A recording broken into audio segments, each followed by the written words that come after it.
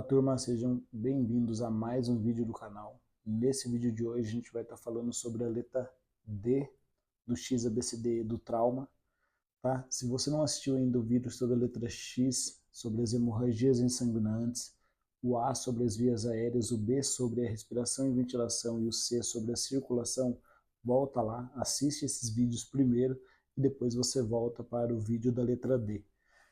Nesse vídeo de hoje, sobre a letra D, sobre o nível de consciência do paciente, sobre o déficit neurológico do paciente, sobre o estado neurológico do paciente ou a disfusão neurológica. Então, hoje vocês podem ver que tem bastante nomenclaturas e também várias literaturas de como a gente abordar aí a letra D. Só que o princípio da avaliação é a mesma. Então, quando a gente faz essa avaliação, na letra D do XABCD do trauma, lembrando que a gente está trabalhando a semana do XABCD. Então já foi o X, o A, o B, o C e hoje é a letra D. Falando sobre a letra D, como a gente avalia essa letra D? O nível de consciência do nosso paciente. Para fazer a avaliação, a gente lembra de sempre estar começando a avaliar de cima para baixo, do menor para o maior. Então a gente começa a avaliar. A nossa avaliação ocular, que é o nosso olho, ele é menor do que a boca, que é a avaliação verbal, e nossa avaliação verbal, que é a boca, é menor do que os membros, tanto superiores como inferiores. Para a gente fazer essa avaliação, a gente chega do nosso paciente. Vamos focando aqui no decorrer que veio o atendimento. O paciente não tinha hemorragia, ele estava com as vias aéreas pérvias, a respiração e ventilação estava boa, respirando e ventilando bem, né, tórax simétrico. Aí a gente chega na letra C, a circulação do paciente estava preservada, a gente chegou na letra D. Como eu vou avaliar? Do menor para o maior, eu começo essa avaliação ocular. Nessa avaliação, a gente começa avaliando, né, as pupilas do nosso paciente. Nesse momento, tem dois tipos que a gente pode estar avaliando, eu vou até deixar esse bizu nesse vídeo. Primeiro, avaliação que a gente vai fazer, o primeiro tipo. A gente pode começar a falar para o nosso paciente: Senhor, fecha os olhos bem forte. Nesse momento que ele fechou os olhos bem forte, a gente vai jogar a luz. No momento que a gente joga a luz, a gente pede para ele abrir o olho. Quando ele abrir os olhos nesse momento, vocês podem ver, vai ter o contato aí, né, com a luz, com os olhos do paciente. Isso, as pupilas vão ter uma reação, que chama fotorreagente. Ela reage à luz quando eu jogo essa luz. Então, eu vou fazer esse procedimento do outro lado do mesmo jeito. Quando chegar no outro olho, eu vou falar para ele a mesma coisa. Tira a luz, Senhor, fecha os olhos novamente, bem forte. Quando ele fechar esses olhos, a gente joga a luz e vê na reação, pede para ele abrir. Senhor, pode abrir os olhos. Quando abrir, vai ter o contato novamente com a luz das lanternas de pupilas. Lembrando que as melhores para fazer essa avaliação é com as luzes que são amarelas, não as luzes brancas, que são muito fortes, incomodam na hora. Então, focando nisso daqui, Senhor, fecha o olho bem forte. Fechou o olho, joga a luz, vê se vai ter essa reação das pupilas. Mais uma vez, fecha o olho bem forte. Fechou o olho, joga a luz novamente, vê se vai ter. Quando ele abrir os olhos no nosso comando, a gente vai ver se tem essa reação da luz. Lembrando que todo paciente que está consciente, ele trabalha para a gente, e inconsciente a gente trabalha para ele, tá? Exemplo, pedir para ele fechar o olho, paciente consciente, pedir para fechar o olho, fechou, pedir para abrir, abriu. Consciente trabalha para mim. Inconsciente eu trabalho para ele. Para me fazer essa avaliação, eu preciso abrir os olhos do paciente inconsciente porque eu trabalho para ele. Então, fazendo essa avaliação ocular, peço para ele fechar os olhos, jogo a lanterna de um olho, peço para ele abrir, mesmo procedimento do outro lado, jogo a lanterna de novo.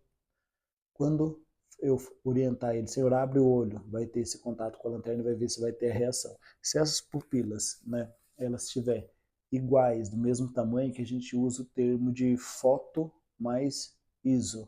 Por quê? Foto porque ela reage à luz e isocórica porque elas estão iguais. Se as pupilas estiverem nessa situação, a gente já avaliou a avaliação ocular. A pupila está fotorreagente, né? Isocóricas porque são iguais e fotorreagente porque ela reage à luz. Claro que falando sobre pupilas, a gente não tem somente pupilas isocóricas, é um paciente que está bem como está a minha agora e a de vocês aí. Essas pupilas, elas podem ter alteração. Não é um vídeo como hoje, mas eu vou falar só rápido sobre isso, para não focar tanto, porque o objetivo do vídeo não é tanto sobre isso hoje. Então, isocóricas, as pupilas estão iguais, né? E fotorreagente reage à luz. A gente tem também as pupilas que elas estão anisocóricas. As pupilas anisocóricas, ela está uma pupila, vamos dar um exemplo, contraída, menor, e uma pupila dilatada, bem maior. Essas pupilas anisocóricas, pode ser que esse paciente aí teve um TCE, teve uma fratura de base de crânio, teve lesão. O lado que a pupila estiver dilatada é o lado que está a lesão. Ah, mas e sobre sequelas? Então a sequela já vai estar em outro lado, mas o lado da lesão é o lado que a pupila dilatou. Esses casos da anisocoria, que é uma contraída e uma dilatada, pode acontecer sobre o TCE, o paciente que bateu a cabeça muito forte, né, que teve essa fratura de base de crânio, então vai estar associado a esse tipo de lesão.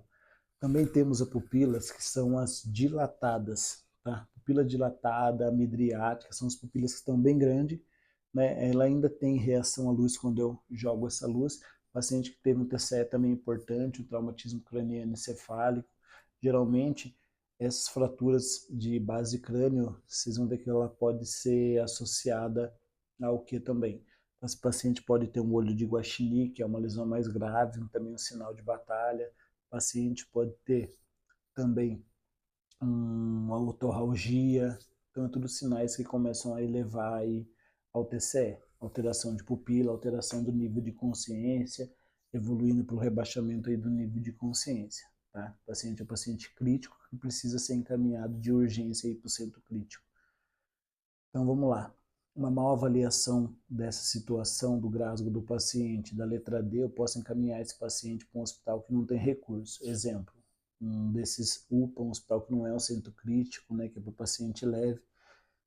Depende de como for a avaliação, eu vou falar no decorrer do vídeo. Então você errou, ele vai para o hospital errado, esse paciente liberado, não é avaliado. Então, como eu falei, todas as letras, né, tanto o X, o A, o B, o C, o D, o E, assim vai, todos podem levar o nosso paciente a óbito. Algumas no momento da ocorrência, no deslocamento, na chegada no hospital, no decorrer do atendimento no hospital, ou até mesmo se for mal avaliado, mandar um paciente desse para um hospital que não tem recurso, esse paciente vai acontecer o que? Ele é liberado, vai para casa, vai começar a ter alteração depois, tipo um sangramento, né? Região aí da nossa cabeça, do nosso cérebro, pela fratura da base crânio, o TCE, e esse paciente vai começar a ter alteração, vai começar a agravar, vai para o hospital, e lá esse paciente já pode ser tardio esse atendimento, e já agravou o que tinha que ser agravado, não dá tempo mais de trazer esse paciente aí de volta, e vai ser irreparável isso daí. Então, mas vamos lá focar. Então, avaliação, a gente falou sobre a pupila que é isocórica, que estão iguais como a nossa, a gente falou sobre uma contraída e outra dilatada, né, que a lesão está associada ao mesmo lado, falando sobre as midriáticas, as dilatadas, né, que isso é importante, vai estar as duas bem dilatadas, mas ainda tem reação à luz, e também elas podem dilatar em outras situações, paciente crítico, mas não vamos entrar nisso agora, né, depende do uso da medicação da substância, também pode, e temos a pupila, que são as mióticas, bem contraídas, né. Mas aí um termo mais reconhecido para vocês saber depende também do uso de alguma substância, alguma medicação que elas podem vir a ficar contraídas, tá? Mas a gente está focando mais no acidente, né, numa queda de moto, né, tem uma fratura de base crânio, ela não vai vir a ficar nessa posição nesse momento. Então vamos lá. Então se a gente avaliou a avaliação ocular desse paciente, ele já deu que a pupila está fotorreagente e está isocórica, foto mais isso, a gente vem para verbal. Na avaliação verbal desse paciente, a gente está avaliando aí como está o nível de consciência, se esse paciente está consciente orientado, se esse paciente está consciente porém está confuso, se ele está consciente porém está desorientado. Se ele está consciente orientado, todas as perguntas que eu fizer para esse paciente ele vai responder, né? A gente fala muito assim sobre perguntar o nome. O nome é uma informação que a gente tem desde quando estava na barriga da nossa mãe, e você já era chamado desse nome. Então você foi crescendo, muitos anos essa informação já está registrada na nossa cabeça. Então o nosso cérebro já registrou o nosso sistema. Então é uma informação muito antiga, que já registrou. Então é uma pergunta que pode enganar você ou não. Quando você pergunta, para você ter certeza se o nome é esse mesmo, você precisa olhar um documento. Qual que é a sua prioridade na hora? Avaliar o paciente ou começar a procurar documento? Então, avaliar o paciente, documento é uma coisa que é secundária, terciária, depois no hospital, e se der certo, se não, o nome que ele falou serviu para a gente chamar ele de alguma coisa no momento, né? Algum nome. Só para não ficar chamando senhor, senhora e outros nomes que vêm, então a gente já tem um nome. Chamou, a gente vai falar. Sobre a idade a gente consegue ter um parâmetro. Por quê? A idade, vamos supor, esse paciente tem 70 anos, mas fala pra gente que tem 20 anos. Ou o paciente tem 20 anos, fala que tem 70 anos. Então a gente consegue ter um parâmetro aí para avaliar. Posso perguntar onde ele está?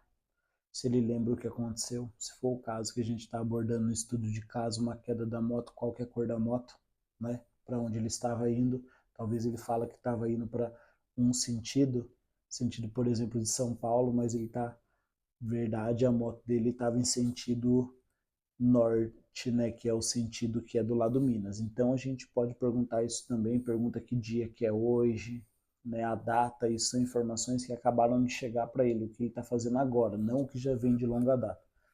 O nome dos pais é interessante para ter um parâmetro, mas você também vai ter que confirmar no documento, não dá para você saber. Então perguntem coisas que vocês sabem. As perguntas erradas, como eu falei, vocês podem mandar esse paciente para o hospital errado, não chegar, eles receber do jeito que você passou, não fazer uma tomografia, também acabar não avaliando e errar. Então, se você pergunta só o nome e a idade, são informações que já está registrado, o nome da mãe, isso vai confundir você. O que mais acontece? Faz pergunta errada, esses pacientes, né, eles estão confusos ou estão desorientados, enganam vocês com essas respostas, porque essas respostas, para quem já atendeu, está atendendo, sabe muito bem. Quando você pergunta o nome, o paciente ele responde na hora a idade, é um paciente que está confuso, está desorientado. Aí você pergunta se ele sabe onde está, ele não sabe, que dia que é hoje, ele não sabe, se ele lembra o que aconteceu, ele não sabe, para onde ele está indo, ele não sabe, porque são informações novas. Aí esse paciente já tem indício aí de um TCE, bateu a cabeça bem forte, então é um paciente crítico e importante que não dá para você ficar perdendo tempo na cena. Ah, o que, que eu não tenho que perder tempo na cena? Né, que o pessoal, a maior dúvida é, eu preciso preencher toda a minha ficha antes de regular.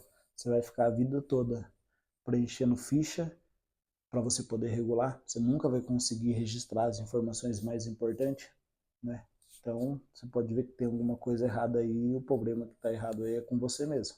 O paciente está crítico, você, mais importante, sexo do paciente, se é masculino ou feminino, a idade e a cinemática do trauma que aconteceu. Sempre começa pela cinemática, porque o doutor começa a imaginar já os tipos de lesões, e depois sexo masculino, tantos anos, né? A cinemática foi uma queda de moto, o paciente foi encontrado em solo, decúbito dorsal, decúbito lateral, esquerdo, direito, ventral, estava com capacete ou sem, tirado pela equipe, pela própria vítima, tirado por outras pessoas ou tirado aí na queda do paciente. Então, informações importantes, consciente, hemorragias e assim vai, regulação. Eu tenho até um vídeo no canal falando sobre regulação. Se não assistiu, procura aí no canal, você vai encontrar esse vídeo sobre regulação média. Tá, então, eu preciso avaliar bem, tomar cuidado, que esse paciente pode enganar a gente. Tem que tomar cuidado, como eu falei, parar de perder tempo na cena. Às vezes perde tanto tempo nas cenas com o paciente. Amnésia lacunar, agitação motora. Esse paciente, você não vai conseguir fazer nada. E qual que é o princípio? Paciente crítico, precisa logo no centro cirúrgico. Você não tem recurso, então identificou que o paciente é crítico, faça uma regulação para ver qual que vai ser a conduta. Se o médico vai deslocar até você, vai pedir para você embarcar o paciente e interceptar no caminho, né? Ou ele vai pedir para você aguardar no local até a chegada dele, então você vai ter que ver qual que é a conduta. Então não dá para perder tempo com secundária, não dá para perder tempo preenchendo papel, a informação tem que estar aqui.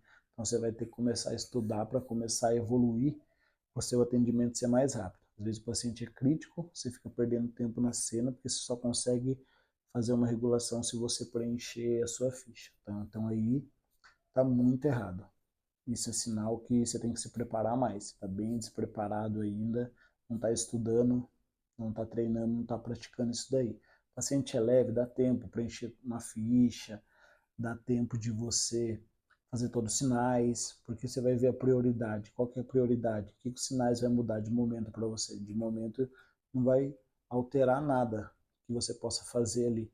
Então dá tempo de você fazer uma regulação, passa a prévia, é crítico, aí você começa a fazer os sinais e passa outra regulação, se o seu problema é os sinais. Então dá para você fazer sinais e avaliação secundária no deslocamento. Mas primeiro uma prévia rápida para ver qual conduta. Encontrou o problema no X, não está conseguindo tratar, é crítico. Regulação no A é a mesma coisa, você não vai... Como que você vai fazer os sinais? Se você, vamos supor, encontrei o problema aqui no X, ó, na hemorragia sanguínea, não estou conseguindo tratar. Como que você vai fazer sinais se você não tratou esse problema aqui ainda? Então quer dizer que você vai fazer os sinais antes do A, do B, do C, do D e do E? Então você está muito errado aí se sua conduta for essa. Então é melhor você começar a repensar, porque eu fiz o X. O sinais vitais ele é secundário, é uma avaliação secundária, não é uma avaliação primária. Você nem resolveu o XABCD. Como você quer fazer sinais vitais? Então isso não é a nossa prioridade, não é a nossa importância aí de momento, certo? Então, avalie bem o paciente, faça as perguntas corretas. Agora, a gente já fez a avaliação ocular, viu que a pupila está foto ISO, né? Foto mais ISO, que ela está iguais e reage à luz. A gente viu que na avaliação verbal, tudo que a gente perguntou, esse paciente respondeu, então esse paciente está consciente orientado, e a gente vai fazer a avaliação motora. Avaliação motora, todo mundo já tem um jeito de fazer essa avaliação. Eles aproveitam, avaliam a mobilidade, a motricidade, levanta a perna, levanta esse braço. Eles avaliam também. Coloca a mão na mão do paciente. Senhor, aperta minha mão. Do outro lado, aperta minha mão. Sentiu dor?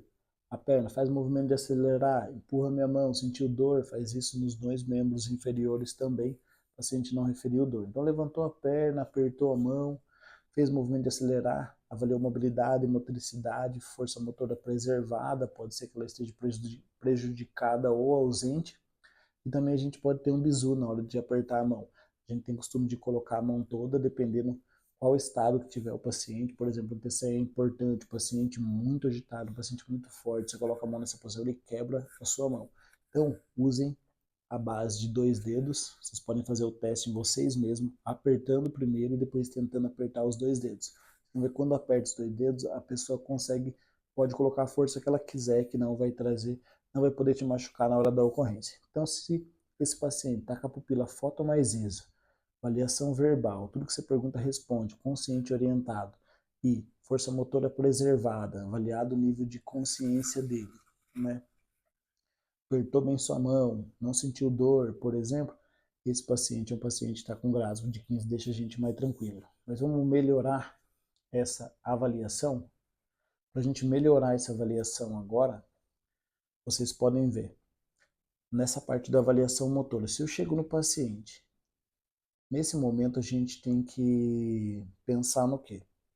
A gente está avaliando o quê? É a força motora, é a mobilidade, a motricidade, ou a gente está avaliando do paciente o nível de consciência. A informação que a gente está mandando para o nosso sistema, ele está recebendo e ele está devolvendo para a gente. Então, vocês podem ver, para a gente avaliar o nível de consciência dessa parte motora, se eu pedir para o meu paciente abrir a boca, fechar a boca, mostrar a língua, fecha o olho, abre o olho, ele mesmo, Senhor, consegue fechar a mão? Fecha a mão. Senhor, faz joia para mim. Então, todos esses procedimentos são sinais que ele está avaliando o nível de consciência. Lembrando, isso que é a letra D, nível de consciência. Então, pode ver, se eu pedir para ele abrir a boca, fechar a boca, entre outras coisas que eu falei aqui, quer dizer o que é informação? Eu mandei a informação, ela chegou, entendeu e retornou para a gente. Então, isso que a gente está avaliando. Porque às vezes você pega um paciente que ele teve uma lesão muito importante na medula espinhal, cervical, não está mexendo mais as pernas, não está mexendo também os membros superiores, inferiores, o pescoço para baixo, para resumir para vocês. Esse paciente é um paciente que ele não vai ter como apertar a mão e acelerar. Como que eu posso fazer com esse paciente? Né? Eu posso fazer com esse paciente, fecha o olho para mim, abre a boca. Isso são os sinais que avaliam o nível de consciência. Então, isso eu já estou avaliando. Então, não se prendam muito em fazer esse tipo de avaliação. Posso fazer? Posso. Paciente que está leve, um paciente que não é crítico, um paciente verde, paciente vermelho eu tenho que ter outras prioridades. Vocês vão ver que no decorrer a avaliação de vocês vai evoluindo com o tempo. Então, chego nesse paciente, né? Igual a turma fala, o D é a letra mais difícil que eu tenho para me avaliar. Nossa, eu tenho muita dificuldade de avaliar o grasgo do paciente. O grasgo do seu paciente você avalia desde que você chega na cena. Desde que você chegou na cena, você está avaliando o grasgo. É só você prestar atenção nos detalhes. É como eu falei, se você não está estudando, vai ficar difícil avaliar qualquer coisa que tenha dentro da avaliação, qualquer coisa que um paciente possa apresentar de momento. O paciente leve para você é um paciente grave, né? Você está apavorado e desesperado para atender esse paciente. Então, vocês podem dar um exemplo. No primeiro momento que eu chego no meu paciente, vou fazer a avaliação dele, eu já estou olhando para esse paciente, ele já está com o olho aberto, a abertura ocular dele está espontânea, ele pisca. Então, esse paciente já ganha 4 pontos na avaliação ocular do grasgo. Quando eu começo a conversar com ele, senhor, não mexe a cabeça, sou o Caio, sou coisa que posso te ajudar? Pode. Nesse momento, eu perguntei, o paciente respondeu pode, ele entendeu o que eu falei, você pode ver, a verbal está pré-avaliada. E quando eu entro melhor nessa avaliação, peço para ele abrir a boca, né? Pergunto para ele o que aconteceu, nem cheguei no D, já estou avaliando o grau do paciente, já joguei 4 pontos porque estava espontâneo, agora chegou na verbal, tudo que eu perguntei ele respondeu. Então, se ele perguntei para ele, ele respondeu, ele já ganhou 5 pontos. Então, na pré-avaliação, quando eu chego, eu já tenho 9 pontos. Se eu pedir para ele abrir a boca para mim avaliar a via aérea na hora, esse paciente abriu a boca, fechou a boca, na orientação que eu pedi, a informação já foi e já voltou. Então, de momento, esse paciente está com grasgo de 15. Quando chegar no D, eu preciso reavaliar, porque esse paciente, em tempo e espaço, entre autopsicamente, que é sobre ele, sobre a gente, e sobre alopsicamente, que é sobre o que está ao nosso redor. Então, no D, eu reavalio o paciente, mas de momento, quando eu chego, eu já tenho uma pré-avaliação no começo do atendimento. Cada letra eu estou avaliando o grasgo também, só que vocês não percebem, mas vão perceber no decorrer do tempo da experiência de vocês. Então, quando eu começo, eu tenho o parâmetro do grasgo, uma pré-avaliação. No decorrer do XABCD eu tenho também, e quando eu chego no D, é o momento de eu conseguir também reavaliar. Mas daí o pessoal fala, mas isso não é secundário? A avaliação do grasgo do paciente? Sim, só que no D, o nível de consciência, eu já tenho essa informação. Né? Então, o foco até do PH-TLS, no D a gente já consegue ter o grasgo do paciente, porque geralmente quando regula a gente já passa no D. Né? Vamos supor, um grasgo de 15 e uma pupila foto mais ISO. Então, cheguei ali no meu paciente, agora vamos lá continuar aqui no foco do D.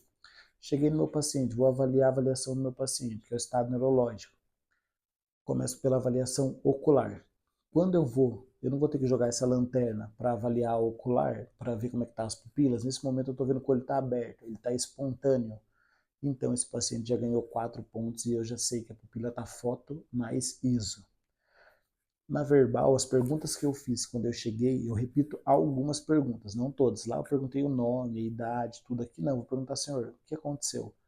Tal, bati minha moto, tá qual a cor? Vermelho, eu olho para ver se é vermelha. Certo? O senhor sabe onde o senhor está? Sei, eu estou aqui, sofri um acidente, estou sendo atendido pela equipe. Belezinha. Aí a gente pega e já faz a avaliação desse paciente. Posso perguntar que dia que é hoje? Ele me responde o dia que é hoje. Perfeito. Então a gente sabe, olhei para esse paciente, vi a pupila, já vi que estava espontâneo, já estava aberto, piscando, 4 pontos, vi verbal, tudo que eu perguntei lá no início, perguntei de novo, ele respondeu as mesmas coisas e está perfeito essa avaliação aí. Consciente orientado, 5 pontos. E quando eu chego na avaliação desse paciente que é a motora, lembra que lá no começo ele já abriu a boca, fechou a boca, me respondeu, piscou para mim. Nesse momento eu faço a mesma coisa. Senhor, o senhor consegue abrir a boca? Abre a boca para mim. Abriu a boca de novo. Pisca para mim. Piscou porque até o momento que eu acabei de falar para ele fechar o olho para me jogar a luz, nesse momento eu já tinha o grasgo desse paciente. Eu já tinha 4, simultâneo eu ganhei um 6 e na verbal eu confirmei os 5 que faltava, já deu 15 pontos. Tá?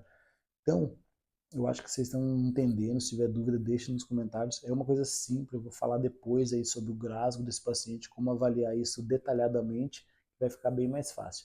Mas quando eu cheguei no D, olhei para o meu paciente, vi que o olho está aberto, está piscando, está espontâneo, 4 pontos. Avaliei pupila, foto mais ISO, verbal, tudo que eu perguntei respondeu, ganhou 5 pontos, né? Então já temos 9 pontos. E quando a gente chega na avaliação motora, peço para ele fechar a mão, fazer joia, abre a boca, fecha o olho. Isso já confirma aí mais 6 pontos. Grasgo de 15, pupila, foto mais isso. Lembrando que a avaliação do XABCDE, a gente pode fazer mais de uma letra ao mesmo tempo, porque quando eu chego lá não tem hemorragia.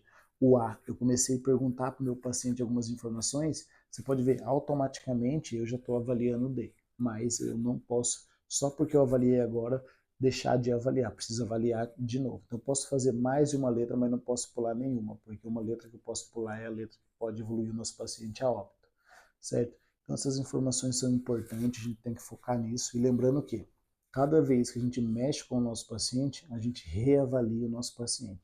Fiz o XABCD, encontrei uma situação que é crítica, por exemplo, paciente dentro do veículo, encontrei uma via aérea obstruída, eu não estou conseguindo resolver, não dá tempo de perder tempo para resolver isso. Então faço uma retirada rápida desse paciente, colar e prancha. Quando tiro esse paciente, reavalio de novo, na hora de embarcar eu reavalio de novo, mas no primeiro momento que eu encontrei que é crítico, vamos fazer a retirada dele porque é crítico, passa a situação para a equipe e faz uma regulação para ver qual que é a conduta. Lembrando, a gente está no ar. Se a gente não resolver, não dá para prosseguir com as outras letras. Não tem como eu fazer, preencher uma ficha, fazer uns sinais, por quê? Eu estou no ar. Falta B, C, D e E. Então vamos começar a pensar sobre isso. Então, certinho, pessoal. Esse foi o vídeo de hoje sobre a letra D. Se ficou